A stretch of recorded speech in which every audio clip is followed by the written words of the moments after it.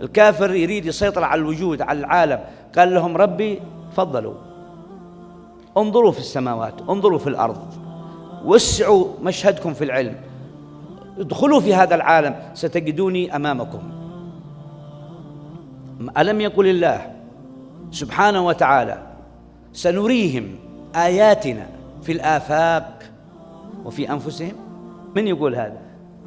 يقول المولى أنه بيعطيهم قوة حتى يبلغوا الآفاق ويدخلون في نفس الإنسان، إما بعلم النفس أو بعلم الطب أو بغيرها من العلوم، حتى ينبهروا مما يوجد في هذه النفس وهذه البشرية وهذا العالم، لأن هذا صناعة الخالق الرازق الواحد المعطي، وأن الإنسان مهما عظم علمه لم يتجاوز الاكتشاف.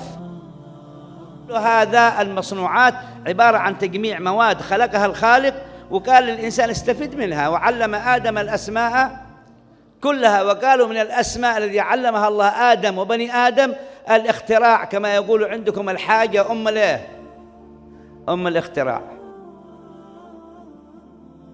الكافر ومخترعاته ومنجزاته.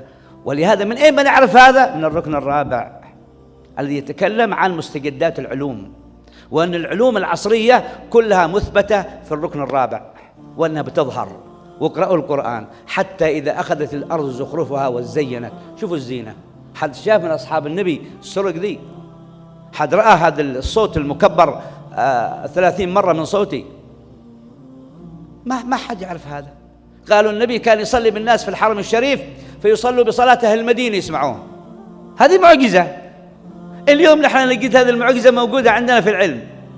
صوتك ما شاء الله بهذا الارتفاع، هو ذا صوتي أنا؟ هذا ما هو صوتي، هذا صوت مضاعف. من أين جاء؟ جاء من العلم. ما هذا العلم؟ صناعة الكافر. العلم الذي جاء به العقل الإنساني الذي فجر المادة والذي استخدم العقل. ولهذا يعظم الكافر فيما اخترع، لأنه وظف العقل في العلم. ويهزأ المسلم الذي ما يصدق بالعلم.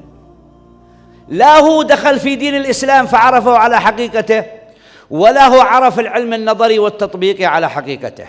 فلذلك عشنا على هامش الحياة، لأن احنا عرفنا ديننا وقدرنا نمسك زمام الحركة في طرح الدين على هذه الأمة لأجل نهز بها الكرة الأرضية، لأن علم الدين يهزها في هذه المرحلة الصعبة وهذه المرحلة الحرجة التي بلغت فيها الروح الحناجر بين الأمة الإسلامية. تحتاج إلى جيل ناهض، تحتاج إلى جيل واعي. ولا أقول واعي من هذا السن، بل واعي ولو حتى تبلغ إلى 60 و70، تدرس هذا الدين على أركانه الأربعة.